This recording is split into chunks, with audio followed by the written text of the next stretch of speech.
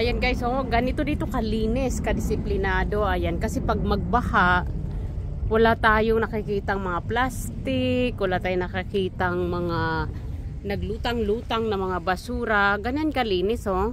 This is their sea wall. Ito yung nagpo-protect para sakaling tumaas yung tubig, hindi aapaw sa sobrang taas. 'Di ba? Yung pag nag-high tide, meron magko-control para hindi pumunta doon sa mga kabahayan. Kaya tingnan mo, mga ilang feet ito bihot sa palagay mo? 150, 120 feet. Ayan oh.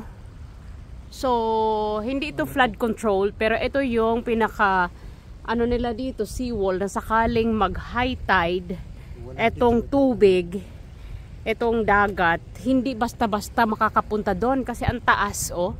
Ang taas.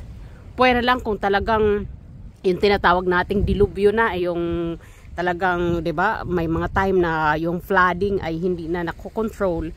So, pwedeng malampasan yung yung seawall, pero as of now, hindi pa naman. At ganun kalinis oh. Tingnan niyo yung mga bato oh, ang ganda oh. Oh, wala kang makitang basura kasi kahit yung mama dun sa taas na nakita namin mag-asawa, nakakita ng mga bote, nagdadampot siya, kaya yung lata dun mamaya na aming nakikita, dadamputin namin pa uwian at ibabasura namin sa proper place for disposal, waste disposal. So, low tide po ngayon dito at ito ganito kaganda yung kanyang itsura. Kahit low tide siya, hindi makakita na nakakalat yung mga basura. So, ganito ka disiplina ang bansang Espanya, at sana sa Pilipinas ganito rin ang gawing clean up lagi, kasi nagawa nga ni PRRD sa Boracay, pero why not hindi magawa sa ating administrasyon ngayon. So far, ayan, ito yung pinapakita ko na malinis talaga sila dito magtrabaho. At ayan o, ang daming tahong yan o, diba? Tahong yan eh. Ayan, mga naglitawan yung tahong. At meron doon nagkakayak oh. So ganito po kalinis. Sana ito yung gayahin ng ating gobyerno. Bakit kaya ng ibang bansa? Dahil sinasabi nila high-tech, kompleto ng gamit, hindi natin matapatan when it comes to technology. Hindi eh, nagawa ni PRRD once during his time. Bakit hindi natin ngayon magawa? Ayan o, ito yung seawall na pag dito ka personal mong makikita by eyewitness, talagang napakataas.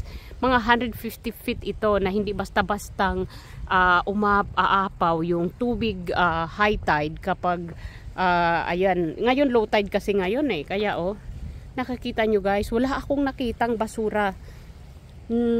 Makita mo isa, nandun lata, mamaya dadamputin namin ng husband ko pag pauwi, kasi we need to help this country clean up when it comes to their cleanliness. Nakakahiya, nadadaanan mo lang yung basura mo, parang sasampaling ka ng basura.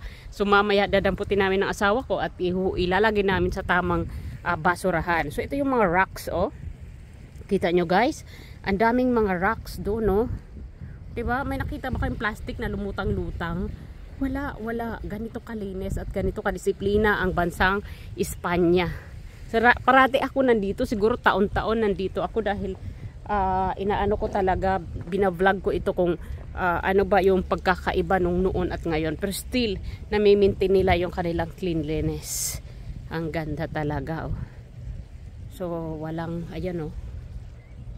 Meron doon mama na naglalagay ng mga sign. Siguro yan ay meron siyang ginagawang paglilinis. Ayan o, nagdadampot siya ng mga basura. So kaya gagayahin namin siya ng husband ko mamaya. Nakakahiya naman na yan, hindi yan kumbaga hindi yan street sweeper. Ano lang yan, yung normal na individual, yung netizen. Pero siya yung nahihiya. Dahil pag nakakita ka ng basura na hindi mo damputin, sampal talaga sa iyo kung hindi mo dadamputin, dahil ikaw lang ang yung dadaanan mo lang, tas napakalinis. So yun. So mamaya, ayan, pauwi na kami. Yung sinabi kong basura, ayan, dinampot na ni Bihot. Yan, hawak-hawak niya na sa kamay oh. Kasi mahihiya ka talaga na hindi ka magdampot ng basura, kasi napakaganda, napakalinis, at wala kang makikitang pakalat-kalat. So now guys, pauwi na kami. Gusto pa naman namin magtambay dito kasi napakasarap lang happy ng hangin. Ay kailangan na namin umuwi dahil may live ako, may interview ako ng aming guest. Ngayon ay from Israel. Yan si Bihot ko, very good nanampot ng basura. So, nakakahiya kasi na parang sampal sa'yo na dadaanan mo lang yung basura sa ganitong napakalinis na tabing dagat. So ayan, natapos na rin ang aming araw. We need to go home and eat our lunch. Tapos may live po tayo. An interview sa ating OFW na taga-Israel. Bye-bye na at thank you for watching. This is Waray OFW Talk Show. Bye! So ngayon pauwi na kami at ito ang makikita nyong daan. So dito tayo sa pedestrian. Ang dami naglalakad. Ito yung kagandahan dito kasi napakadisiplina ng mga tao. So since this is our right to cross, hihinto yung mga kotse. Kaya yan ang linis na ng grass. Meron na nag-trim kasi umpisa na sila sa kanilang mga trabaho kasi nagwilga sila 196 days. Hindi sila nag-trim and this time bumalik na sila dahil siguro nag-demand na malaking sweldo. So hindi sila nagtrabaho ng 100 plus days. So this time ang ganda na pwede ka na dyan magbanig at maghila-hilata kung gusto mo. Ayan, napakaganda. Ayan, ito na kami, pauwi na kami. Kakain kami ng mabilisan.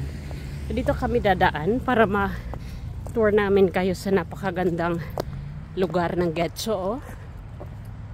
Wow, halos paulit-ulit ko ito binablog taon-taon kasi iba-iba naman yung kanyang development.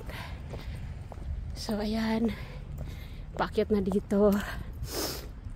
At ayan guys, yung puti na yan na bahay na nakikita nyo, parang maliit sa labas pero napakalaki niyan kasi hanggang underground.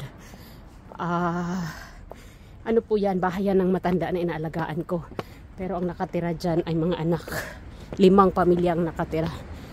So nandito na tayo at eto guys, hinihingal tayo at habang kayo ay nauuhaw, pwede kayo dito uminom. May mga water station sila kahit sa ano. Ayan na si Bihot, sa sampulan ni Bihot. Ayan. Wow, nauuhaw yan. So ayan, super duper na trim na nila yung mga grasses. Finally, ang ganda na tingnan. Because ayan na, iba talaga yung tsura noong hindi pa na-trim. Sobrang taas ng mga grass. Hindi mo alam kung saan ka apak. Baka may mga dumi ng aso. Pero now, clear, clean. At itong mga dahon, bukas, dadaanan to ng mga vacuum, street vacuum. Tapos hihigupin yung mga dahon. Kaya matitira dyan itong mga grass.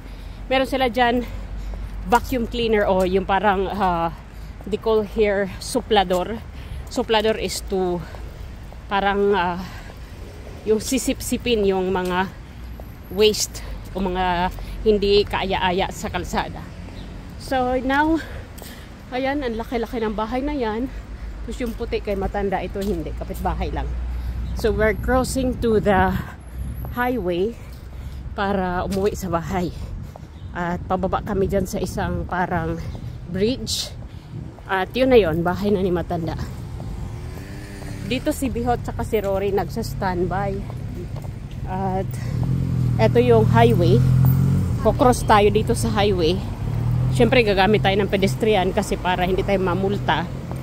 And pauwi na tayo doon sa bahay. Ayun.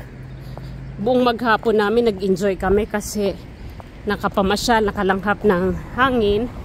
And now, dito na tayo sa bahay, pauwi na.